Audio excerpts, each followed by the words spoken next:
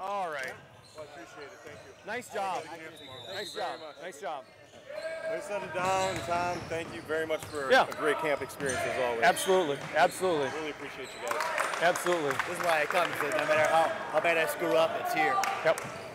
And I learn stuff that don't screw up later on. All right, so we got.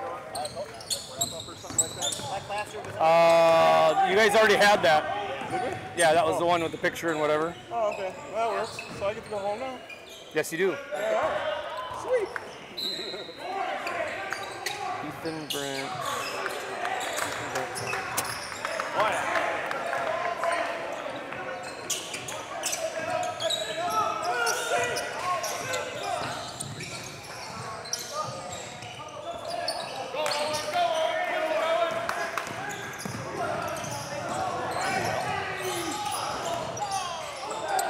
All right, Ethan, first three-pointer I watched, marked with the wrong hand.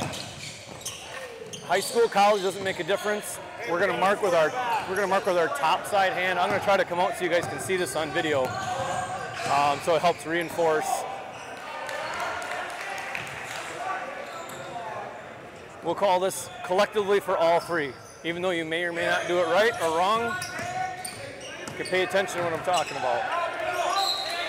So if I'm here as C or T in this area, this front court, I'm going to mark with my top side hand right here.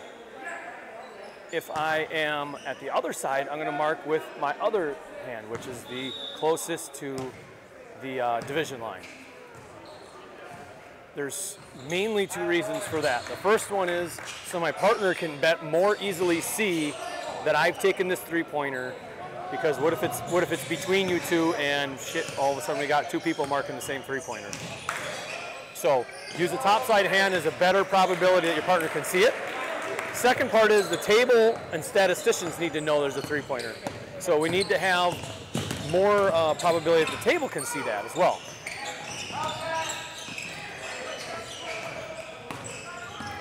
If you go into a game and you say, I'm going to work on using my proper hand for three-pointers on 100% of the threes, and work on just that, you're going to come out of that game with a major win, and it's going to be a positive habit built.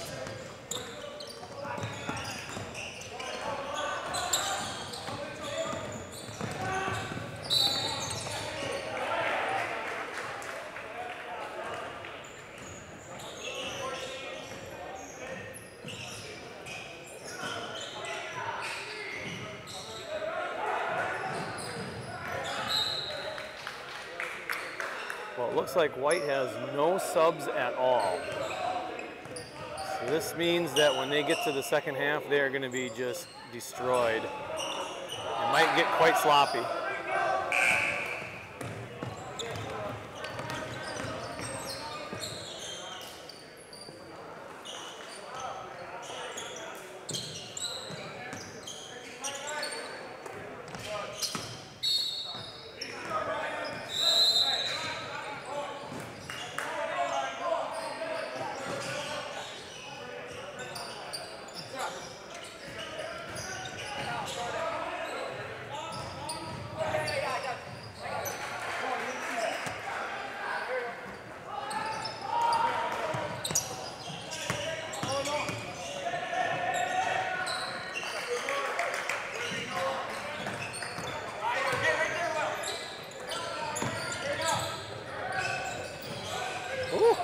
He's got some leaps.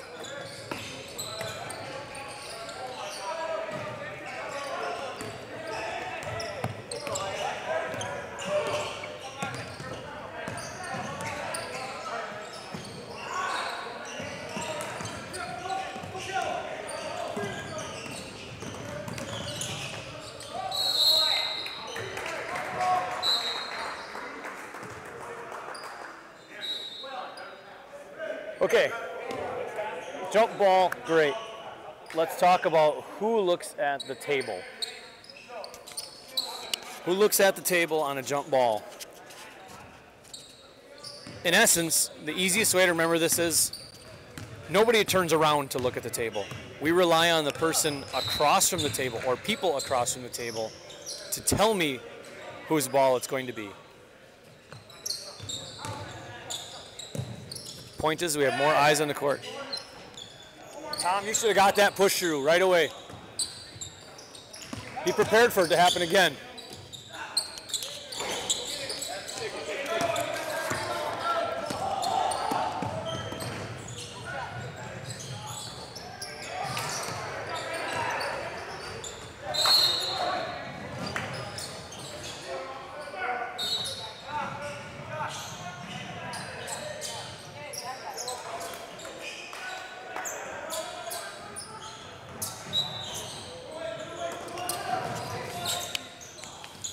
So here's something to think about for everybody. I don't recall if, Ethan, if you did it or not. You probably did, but, and did it means good. We want to blow our whistle every time we have any subs come in. At least one whistle, right? Great, we got some subs come in, and then they decide to bring in a couple more or whatever. We don't need a second whistle and a third whistle. Just one for the whole substitute period, we'll call it. This is important because if I don't hear a whistle, and I'm a thrower-in person, I may not be prone to be looking for your hand. I should be, but there's a higher probability I may not. Great call.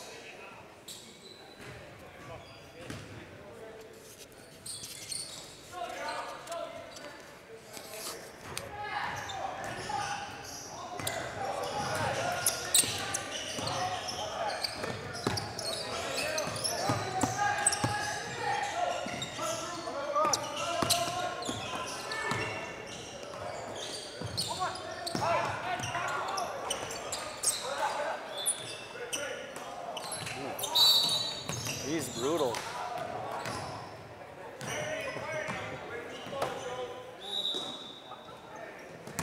Fall down, go boom. Take two big guys down when he... Yeah.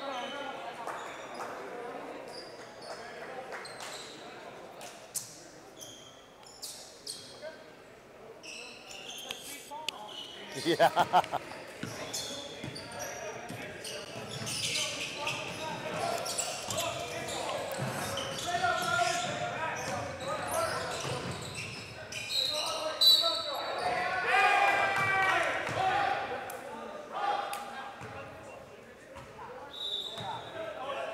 Brent, I don't know what you're pointing at. Let's pay attention to what you're doing here. I don't know if you're pointing at Tom to say rotate with him.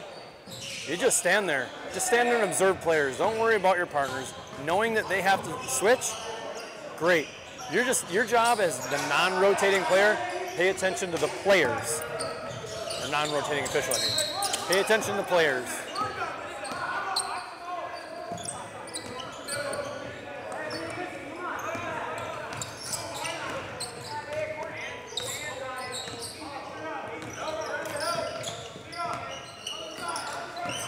Hands. Ooh, big guy gets a steal.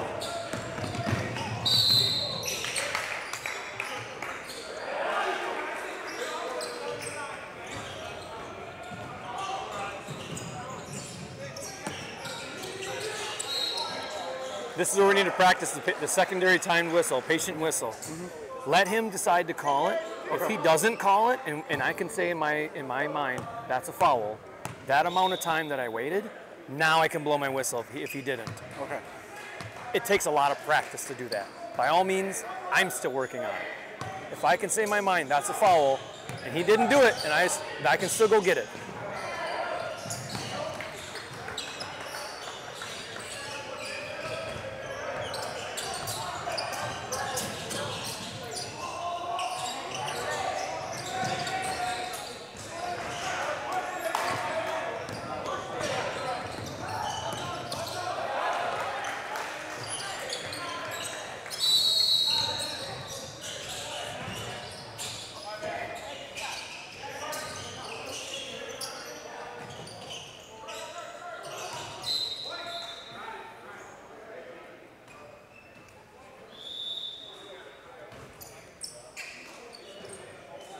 All right, who was bringing in subs on that one? Ethan brought in subs on that one. Ethan, if you decide you want to bring in subs, I would just say, hey, Brent, those are your subs. And then let him blow the whistle and bring him in. Let him take control of it.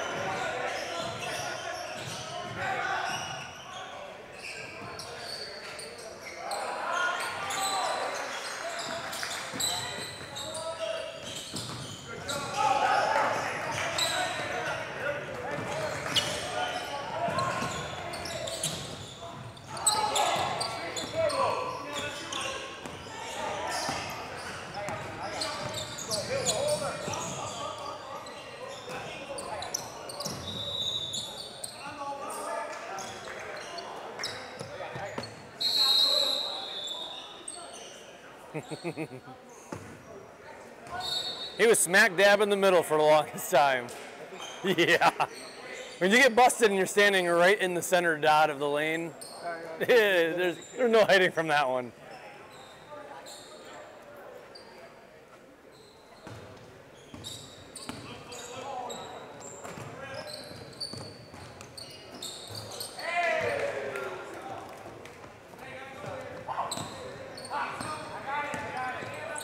All right, so there is a perfect example of which hand to mark the three-pointer with to begin with. Brent, you marked with your bottom hand, the one closest to the shooter. Well, bottom one means closest to the end line, when we should have used the top hand, which is closest to the division line. And now that you're buried into that corner some, it might be really hard for my partners to see or statisticians or books to see. Because they do keep track of, you know, shots attempted and their 2s or 3s and shot charts and all kinds of fun crap.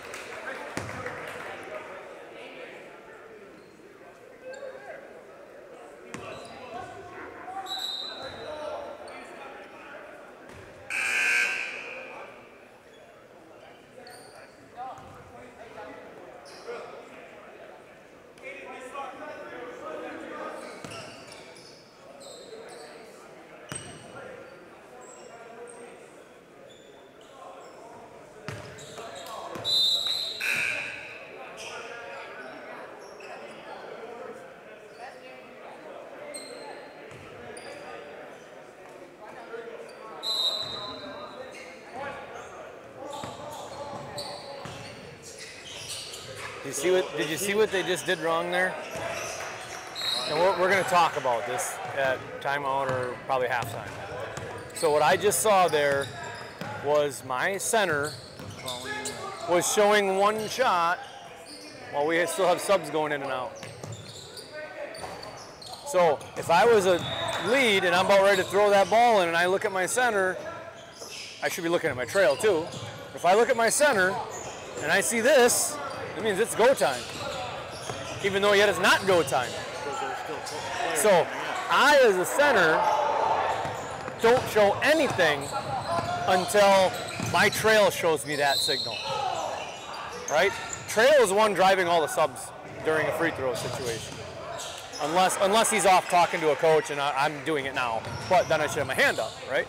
But if I see my center doing that when we potentially have subs going in and out, we could be putting ourselves into a predicament at a certain point where we're like, oh shit, now we got the ball to the shooter, and yeah, we got subs going off on and off the floor. So I'm gonna see right here. See?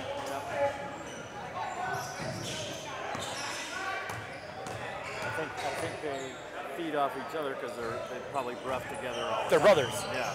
Yeah. So we're gonna get that one at halftime,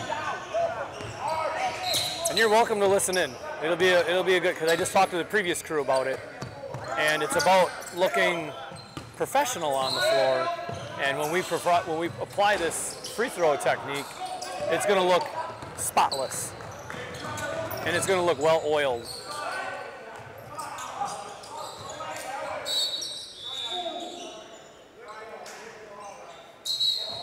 Okay, Ethan, on that particular out of bounds, I could care less, blue, whatever, it doesn't matter. You raised your hand here, whistled, and then pointed with the other hand. We call that traffic cop, right? Traffic cop, they're directing traffic. If we use one hand and then go and point with that same hand, It's much more clean. Right. And we don't look confusing, like we're a puppet show.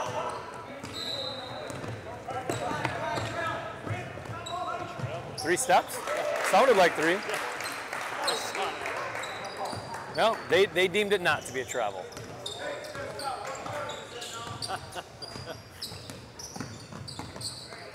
Even Ethan thought it was a travel. I'm glad he didn't put a whistle and try to go after that, because that was not his call by any means. Right. So you want that golden? As this travel? person here and looking, absolutely. I'm not. That's not a crew saver. They opted to. Maybe they thought it was not a travel. If somebody gets whacked out and they don't put a whistle on it, well, that's a crew saver. Now I got to go in and I got to do something. If I know what it is, right? If I don't know what it is, I'm not going to inject myself. He actually traveled. He actually just traveled. Well, so many caught it, just stepped back. Yeah. Now it's very tough because what if he stepped back, if he landed on both feet at the same time, that's a jump stop. So it's very. They do it all the time. You got to be very careful of what you're doing, not calling or allowing and.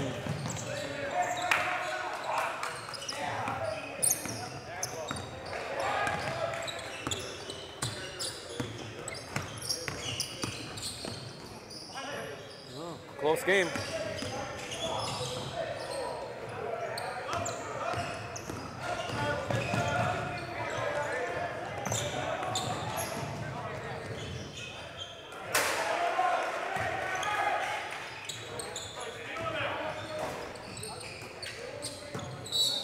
Traffic cop.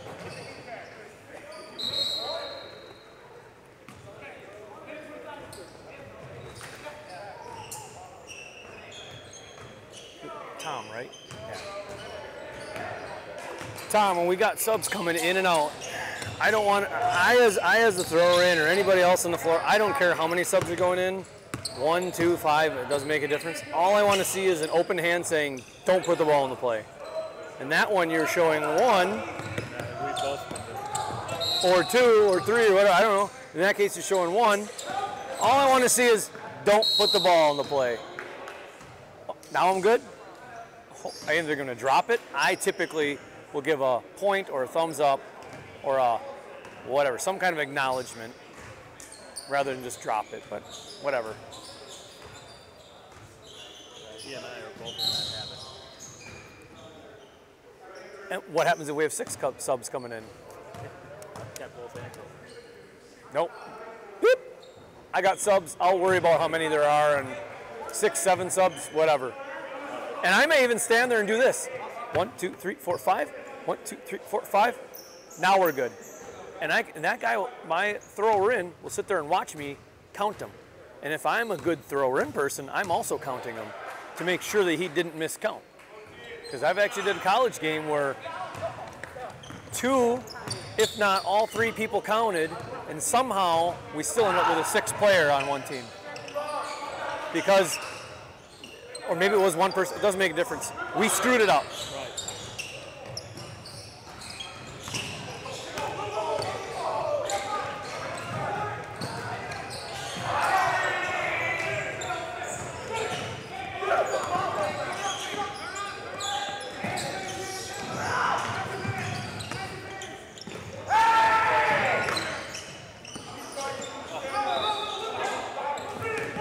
This second half's going to be wild. Yeah. Mark my words.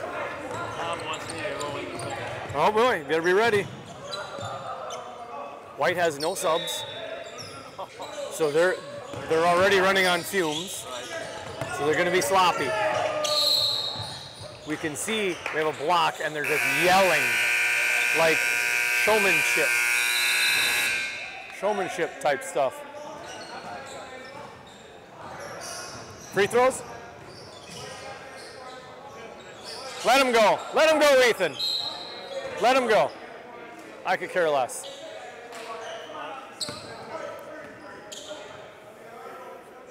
Technically, yes. If it's the end of the period, I'd just say, go the frick out of here. Okay. especially in this environment, right? In a real game, you're technically true. Does anybody really care? No. All we care about is that person shooting right there.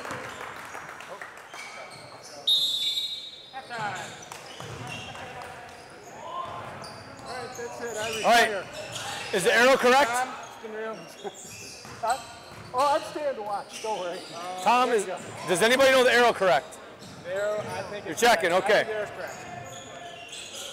We need to know that, and we need to bring that back to our teammates so we all know it's going to be white ball. All right, what do we think of the first half? What's going on in this game that we need to adjust for? A lot of trying to get up and down and really sloppy in the post. Bad basketball, absolutely. Rocky. White has 0 subs on their bench. Yeah. Yep. They're at the end of the night. It's 8 o'clock or 8:30 now. They're gassed, and they're sloppy, and they're assholes. You called that travel down here? Great call. I even said great call. That number 1 said it's fucking bullshit. Right? Knowing that, okay, we have a hothead on the team. White 1. Right? So that might be one person we might want to. No. We don't do that in high school, do we? Absolutely not. All right, so blue, farm boys. They're sloppy as well. They're more organized, but they're sloppy. Especially that big ass dude. He's all over the frickin' place. Right? So now knowing what we need to adjust or pay attention to, I mean, Christ, we even had a block shot and one of the kids was like, ah! We're starting to get unsportsmanlike or disrespectful as players. So now we need to be holding our whistle in our mouth a little longer on a dead ball because we either need to toot it and whack a tee, or we need to toot it and make them stop doing whatever they're doing if we have a held ball, or we just need to be on the ready at all times, watching all players at all times, at least as best we can, right? At least one person should be watching all players. The other 2 might be rotating or doing whatever, right? Let's talk about free throws. So many times I saw, 50 seconds, it's perfect. We have Trail bringing subs in, and I have my center showing this. We got 1 shot left. If I'm a lead and I look at my center and he's going, yep, that might mean go time to me, right? I don't want any hands put up except for the Trail because he's bringing in subs, right? When he shows 1, we all show 1 at that time, meaning I, as the thrower in, have eyes on you, and it looks very polished and clean.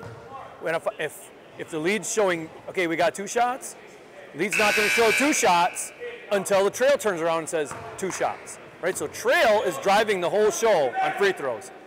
When we accomplish this and we all put our hand up at the same time, it looks very smooth and well-oiled, and we're a one team unit. We're all the same person at that point in time.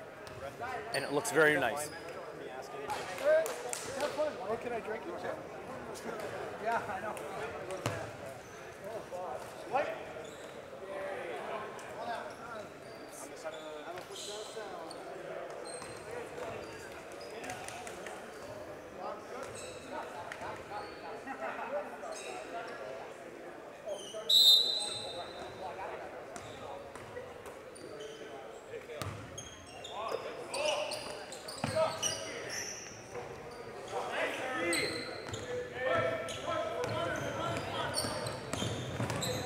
All right, now you're looking from a different viewpoint. Let's see what you can see.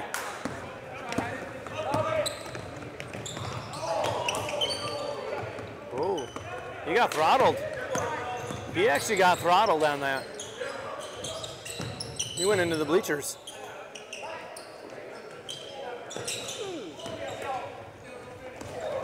Okay, they're on goofball mode right now. I'd like to see that.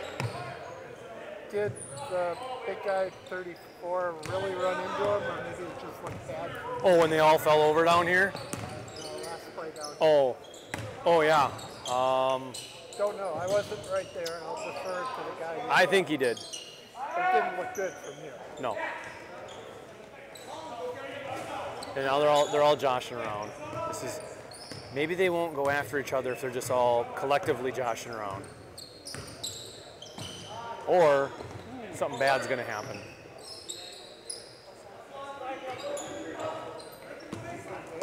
Oh, I'm not good with that. 34, his hand stuck in his back way too long. Yeah.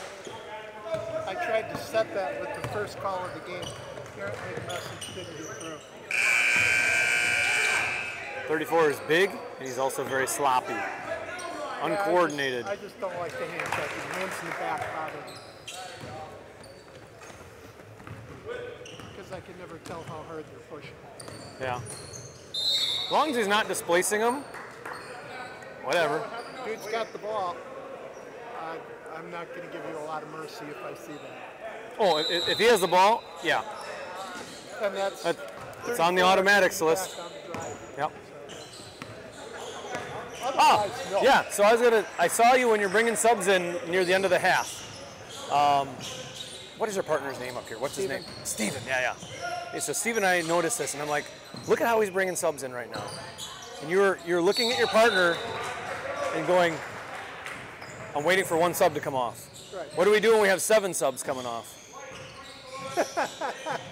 Does your partner care how many subs are coming off? Probably put up 10. That's more for my benefit, so I can count them down. Don't even do that. Your partner and everybody else needs to know, don't put the ball in the play. This is my stop signal. This is like coach warning. Don't put the ball in the play. Mentally, everybody's brain works different. Whatever works for you to keep track of players. What I try to do is when I see players coming off the bench and coming in, I'm like, okay, 2 for blue, 1 for white. All right?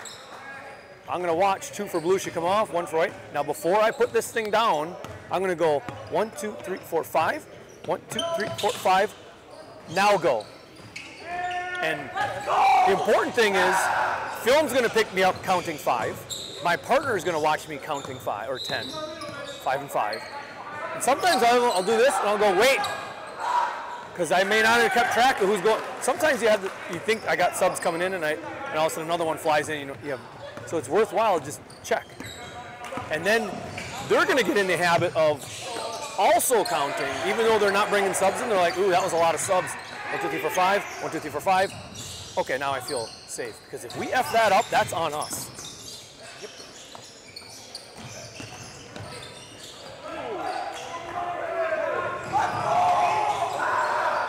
Like I said, it looks so physical. Hand across the face, maybe not, just our angle. Yeah. And Steven said he does the same thing, right? Because you guys work together. Yeah. I said, do not do that. Period. I've seen it. It makes me cringe.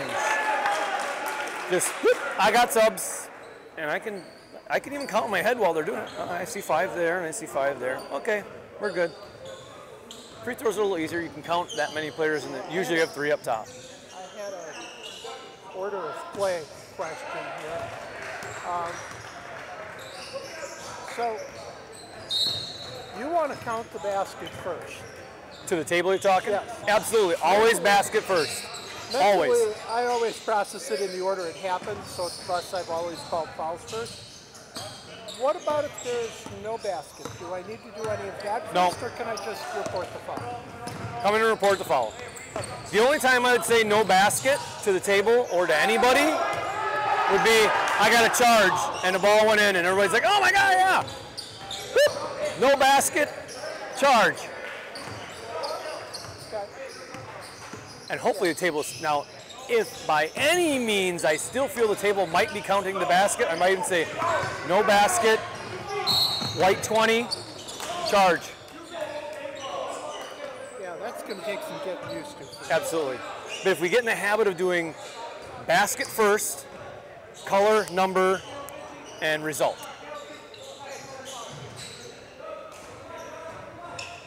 And that was a nice call by Steve. Yeah. Whistle was strong.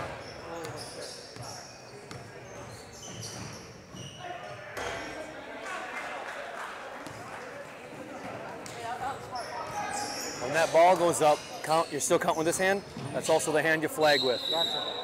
Top side hands, like we're talking, like 3-point. Always use the top side hand in the 3-point. Same hand that's going to mark to the clock because they can see that one a lot easier. And it's also not distracting the shooter with that bottom hand.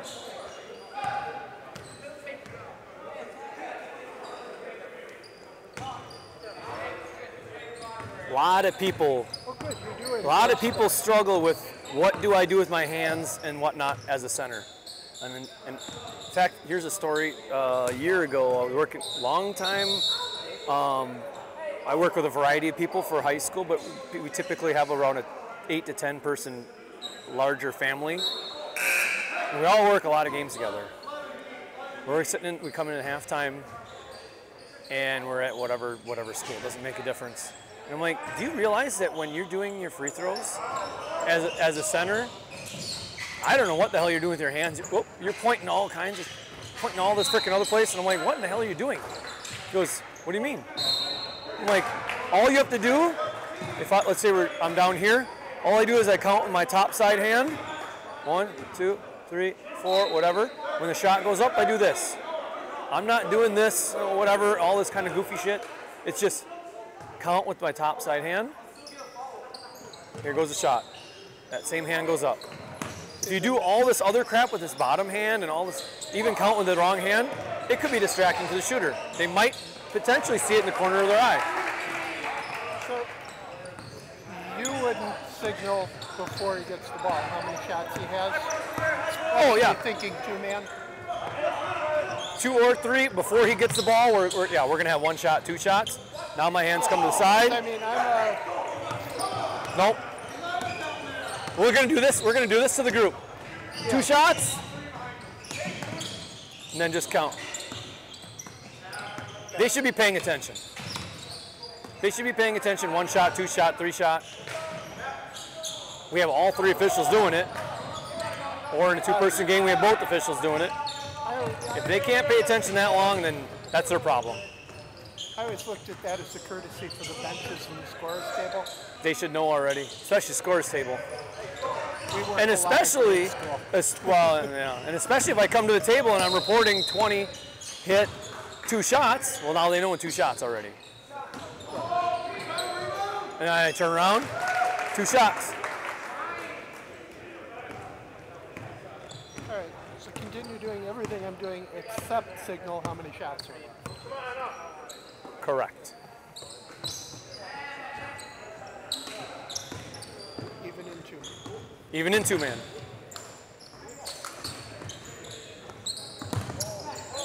I got told the same thing, and I think I was at a 2-man camp when I got told that, to be honest. And I'm like, what?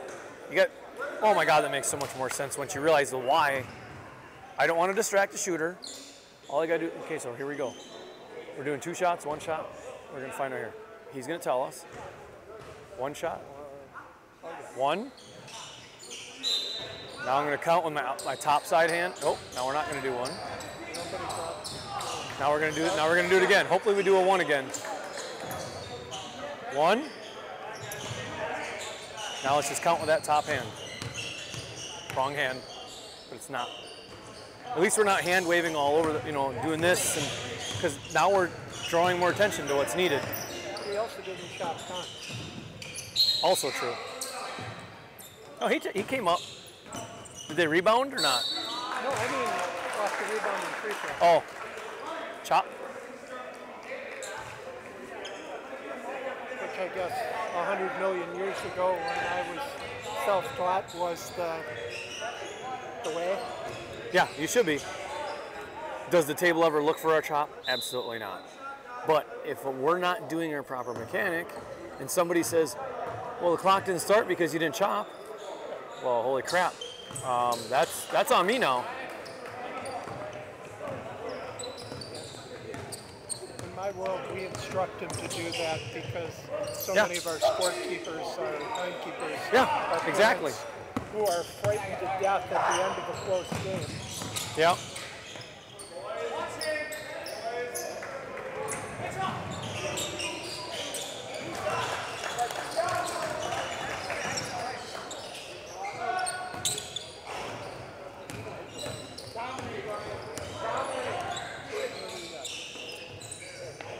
All right, Stephen.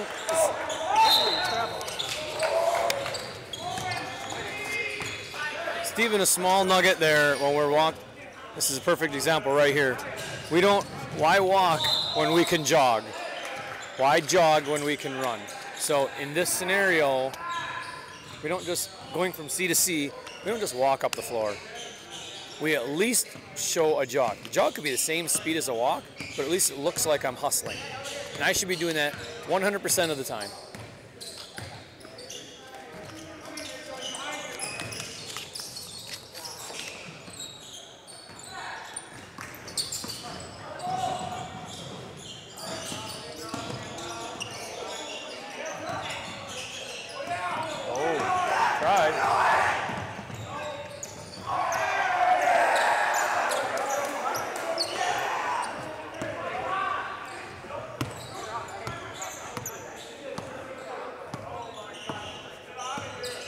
Wow, that was great.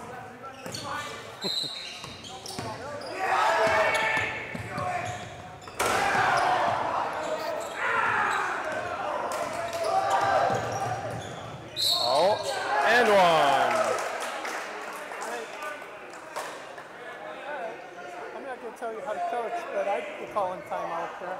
Yeah. We just gave up 2 points for that. Not only the 4 points, actually. Not only the 2 we could have had on the way up, but the 2 he's going to make on the free throw. So that was a perfect example why we do the bucket first. If I get through all my, and then I forget to count the bucket, main thing, get that bucket first. The logic for me is just 20, compressing it in the order it occurred. Yeah. That was the thought process. But here, he almost forgot to count the bucket. And then he's like, oh, he did 2. No, I mean, count the bucket, 1.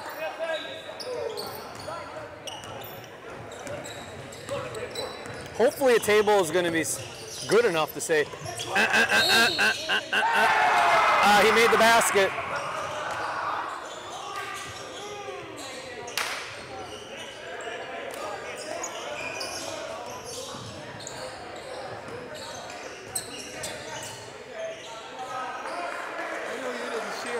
Game, but he's a lot more confident than he was in game 1. Oh, the coach? Brent. Brent? I think he's hitting his stride now. He definitely is. I've noticed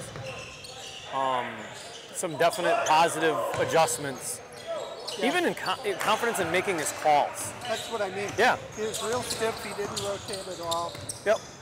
And that it's going to come a lot with experience. Right, and this goes for anybody, right? I'm learning something new, right? Oh, yeah. To mark the bucket first, and then I'm going to do it the first time. I'm going to do it the second time, and pretty soon it's just going to come very naturally to me. I even pointed where I wanted the ball taken out once today. Yep. In this game. All right. 5-second count. 5 sec. No, now it's gone. Ethan, don't forget. Yeah, there you go. All right, good. Almost lost track of it there. 34 in the lane forever.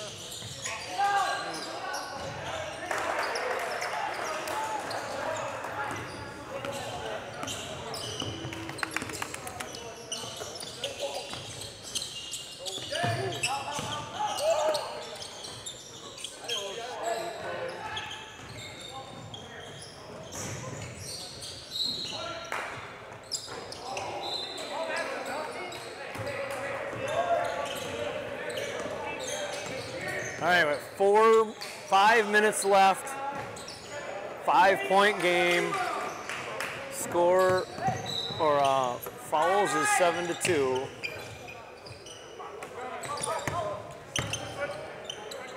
They don't appear team-wise to be really playing for anything here.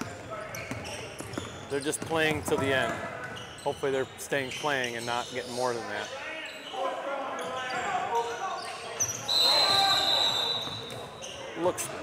Looks pretty loose-spirited.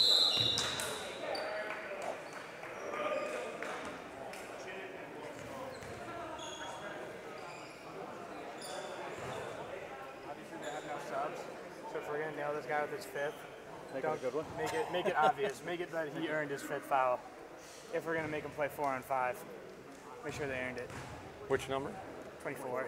Okay. He's been pretty good. I was talking to him a little bit and trying to be like, keep your hands off, and now he's getting his hands way out there. So. Say, hey, do you want your 5th foul? I mean, just get your hands off and just play some defense. Let's finish the game out good.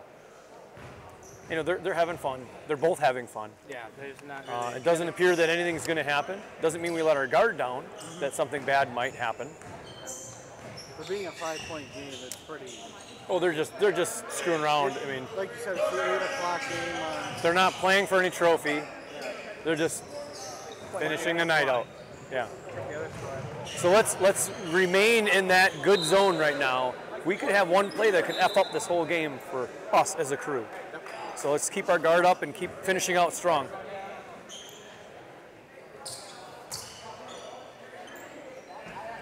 should ask you, since we get a lot of abuse for this, okay. What's your position on 3-second calls in higher levels? 3-second calls. Very good question.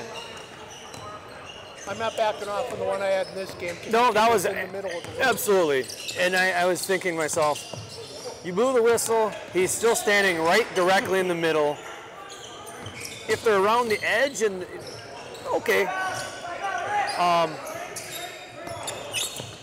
I've gotten out of the habit of saying get out, get out, get out. The reason for this is a very good official, D1 college women's official, top of everything, told me and others this. He goes, if I'm helping a team by avoiding a violation, would I, let's pretend as if a player has the ball and he's about ready to double dribble. Would I tell him, don't dribble, don't dribble? Absolutely not. So am I now helping a team by avoiding a violation? Yes. So now I need to help the other team, or otherwise I'm showing favoritism. And what if they aren't presented an opportunity? Now I can't even the table right now. So what I do is I just take myself out of the game. If the kid's in there, then you just get them. Yep. 3 seconds, 10. Yeah. White ball. Honestly,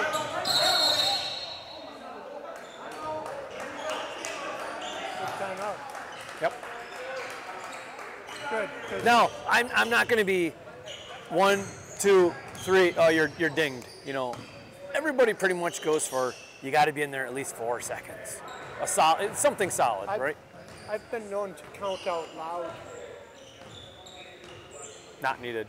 No, but every once in a while, if I don't really want to call it, but I'm trying to make a point. Yeah. if you have good hearing and good, guilty conscience, yeah. you know what I'm doing. If you can't pick up on that, well, sorry. Yep. But yeah, I'm sort of merciless on that because my position is it takes absolutely no talent whatsoever to move in and out of the lane. Right. Focus, but no talent. Right. Now, am I helping a player later on? Like, okay, we're going to be lining up for a throw-in, and that player's right here, and I'm saying, by the way, you need to work on getting out of the lane. It's not like I'm yelling out, get out. Yeah. If I help them a little bit under my breath, I'm totally okay with that because we're just trying to help the game have good flow. 3 seconds is kind of a mood killer. It's a game stopper. Yeah. Nobody likes to call it, but it has to be called sometimes. That kid needed it to be called. And venture to say he learned from it. Well, my other position, particularly with big kids, is I want to open up the lane. Yeah. Don't take them out. Okay, good.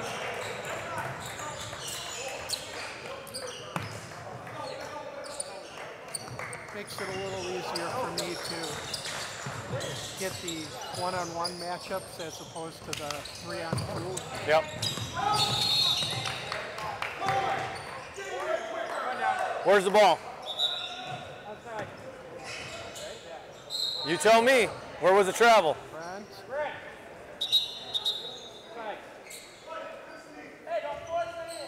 There you go. That'll teach you to slow down, travel, sideline, opposite. It seems stupid to do it now, but it's teaching your brain to slow down and do that. Because what if they're pressing? Now they might have gained an advantage of where we're taking the ball out. Yeah. No, it's hard to remember. I know that's one of my big faults. Or if I'm the person taking the ball out and my partner did not tell me, Ethan, where are we taking the ball out? Here or here? And hopefully that'll help cue saying, you need to tell me that. Or tell us that. Take it, Ethan. Take it. Oh, too late. Too late. Yeah.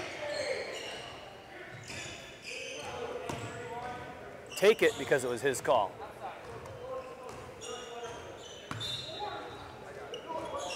Ball's here. I told him to take it because that was his call. Yeah, I saw it. So if you get caught in that and you say, oh shit, just say, that's yours, my bad, take it.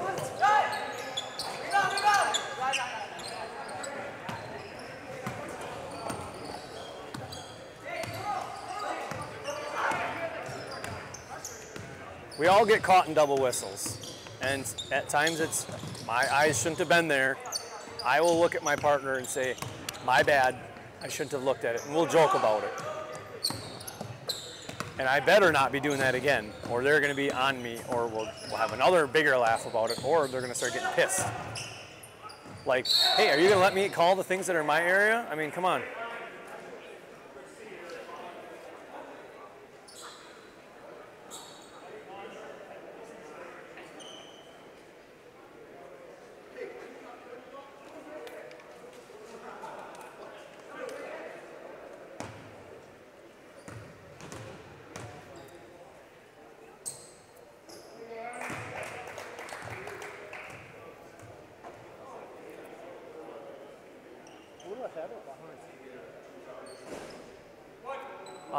They're just further ahead, that's all.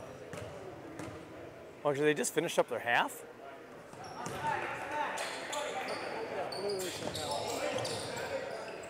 I'm venturing to say they're done. I think so. They wiped the score, yeah. They're just slightly ahead of us, that's all.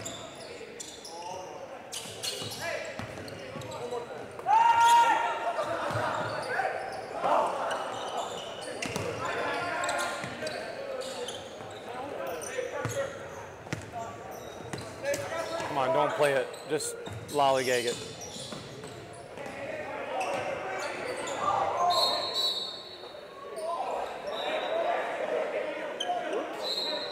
How much time's on the clock? Not enough. Whose shot is it gonna be? Last second shot. No, but I mean, of you three, who's gonna be blowing the whistle on it?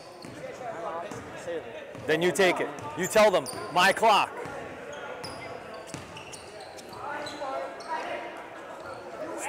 Still your clock. Tell them, my clock. Oh, we're just done. Kill it.